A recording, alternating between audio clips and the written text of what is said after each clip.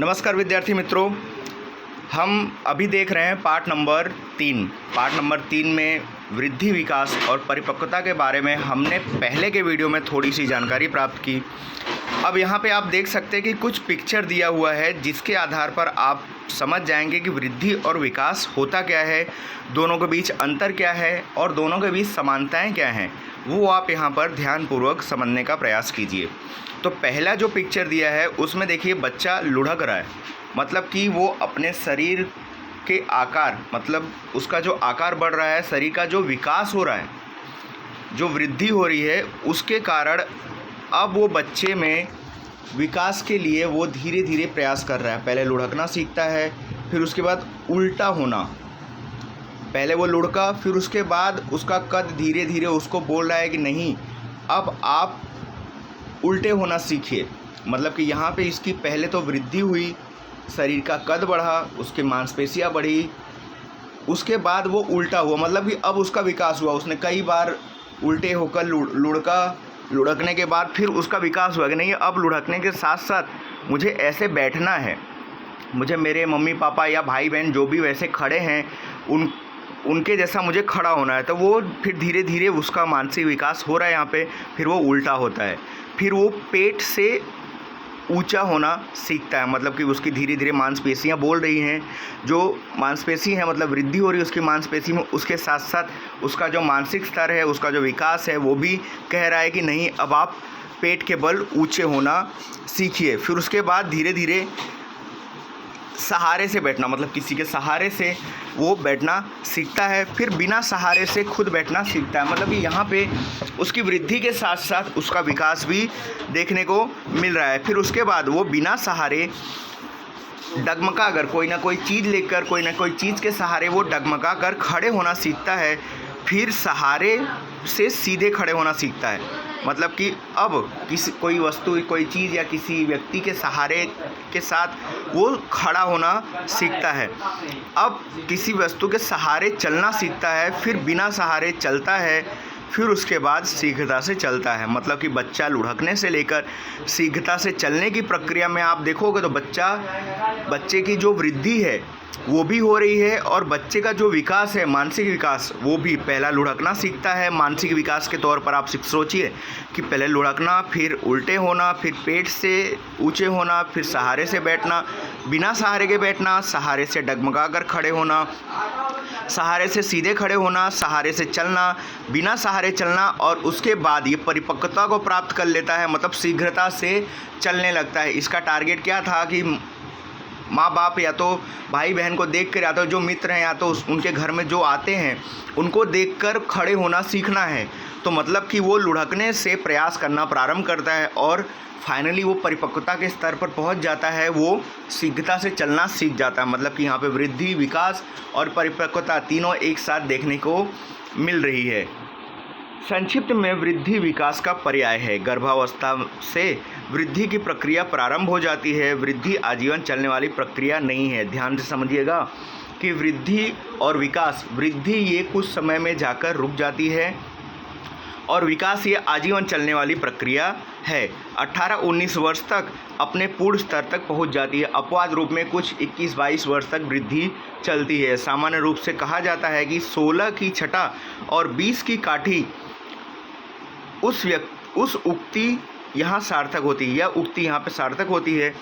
16 की छठा और 20 की काठी वृद्धि की अवयवी बदलावों में देखा जा सकता है कि वृद्धि को खुली आंखों से देखा जा सकता है। मतलब कि जो वृद्धि होती है वो शारीरिक रूप से वो अवयवों के कारण होती है। शरीर के जो अंग है, उपांग हैं, उनमें बदलाव देखने को मिलता है, जिसके कारण उसे निरी आँखों से देखा जा सकता है, खुली आँखों से देखा जा सकता है।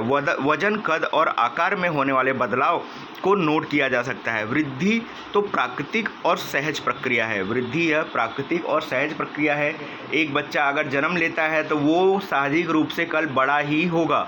ऐसा है नहीं कि वो आज छोटा पैदा हुआ है तो कल और छोटा हो जाएगा।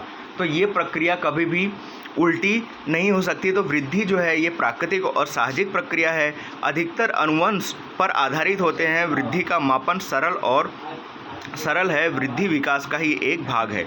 अधिकतर अनुवंश पर आधारित होता है। ये खास ध्यान दीजिएगा, क्योंकि जिस माँ बाप का जैसा अनुवंश होगा, जैसा उनका जीन्स होगा, उस तरीके से बच्चे का विकास होता है। कई बार अगर माँ बाप के जीन्स में कमी होती है, माँ बाप के अनुवंश में कमी होती है, तो कई बार कुछ बच्चों का शारीरिक विकास नहीं होता है या शारीरिक वृद्धि नहीं होती है, जिसके कारण वो छोटे ही रह जाते हैं, उनके अंग उपांगों में कुछ ना कुछ खामियां देखने को मिलती है। तो इस प्रकार वृद्धि जो है वो विकास का ही एक भाग है। अब आइए देखते हैं हम कि विकास अर्थात क्या। मानव विकास को समझने के लिए वृद्धि के बाद द्वितीय सोपान विकास है। शब्दकोश के अनुसार विकास अर्थात बढ़ना। ये ध्यान दीजिएगा, वृद्धि अर्थात क्या होता है? वृद्धि अर्थात शारीरिक वजन कद में बढ़ोतरी होना, परंतु विकास अर्थात बढ़ना अब यहाँ पे शारीरिक रूप से बढ़ना नहीं, परंतु मानसिक रूप से बढ़ना। लेकिन मनोविज्ञान के क्षेत्र में विकास अर्थात व्यक्ति की शारीरिक वृद्धि के अलावा अन्य पहलुओं में वृद्धि और परिवर्तन। अन्य पहलू जैसे उसकी सोचने की, समझने की, बात व्यवहार करने की, प्रकृति में रहने की, वहाँ पे वर्तन करने की, ये सब चीज़ों में होने वाला परिवर्तन। व्यक्ति के शरीर का विकास होने पर मस्तिष्क की सहायता से वातावरण के साथ अंतर्क्रिया करके परिस्थिति का प्रभुत्व प्राप्त करे अथवा स्वयं उसके अनुकूल हो, यह उसका विकास सूचित करता है। जैसे मैंने बताया कि बच्चा लुढ़कना सीखता है, लुढ़कने के बाद धीरे धीरे वो खड़ा होकर चलना दौड़ना सीख जाता है।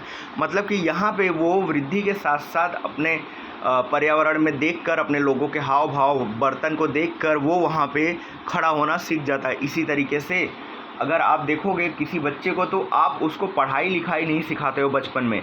5 साल का बच्चा होता है तो वो फ्लुएंट बोलना सीख जाता है, हालांकि उसको ग्रामर की नॉलेज नहीं होती है। लेकिन आप जिस भाषा में बात करते हो, चाहे आपकी लोकल भाषा हो, चाहे राष्ट्रीय भाषा हो, चाहे इंटरनेशनल लैंग्वेज हो, आप जिस भाषा में आपके घर का माहौल होगा, बच्चे को वो भाषा त्वरित रूप से आ जाएगी। तो इस तरीके से जो बच्चा है उस पे उसके घर के वातावरण का काफ़ी ज़्यादा प्रभाव देखने को मिलता है। तो अंतर्क्रिया करके परिस्थिति पर प्रभुत्व प्राप्त करके अथवा स्वयं उसके अनुकूल हो, यह उसका विकास सूचित करता है। उदाहरण के रूप में हाथ का कद बढ़ने से उसके द्वारा आवश्यक और उचित वस्तु को पकड़ना, छोड़ना आदि विकास के परिणाम हैं।